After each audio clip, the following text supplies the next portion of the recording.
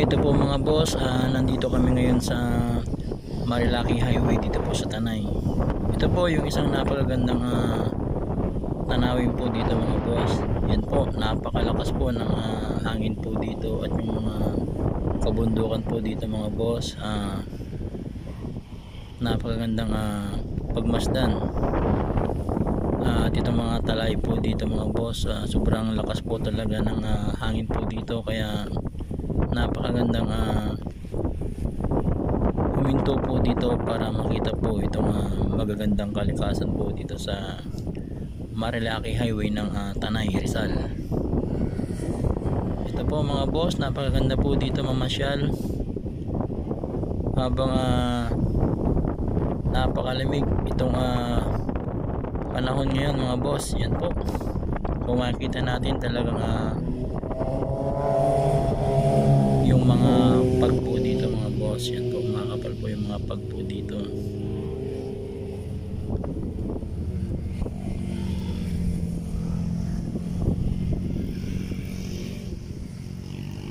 Ayan po yung mga kabundukan mga boss, kung makikita po natin talagang nakakatawa po ang makakita ng mga ganitong kagandang overlooking po dito sa Marilaki Highway Tanay, Rizal. Yan po, lalakas po ng hangin mga boss, at may mga kasama kami dito na nagpahinga din dito mga boss. Yan po, ang lalakas po. Ayan po yung motor QC125, at nandito po yung mga mabibilis po ng mga big bike po mga boss. At ito rin, may mga tao po dito na nagpahinga po dito para makita po itong magandang kalikasan po dito, magandang overlooking po, kaya may mga humihinto po dito mga boss. Ayan po yung punong kahoy.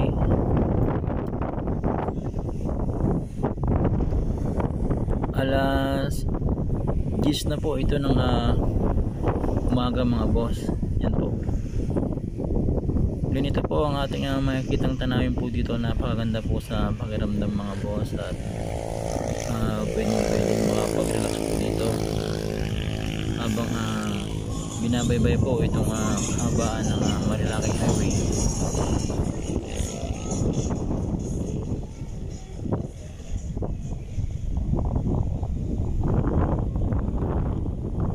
Ayan po, ang ganda po dito mga boss. Sa mga hindi pa po nakakapunta dito mga boss para makapag-relax, dito pa lang.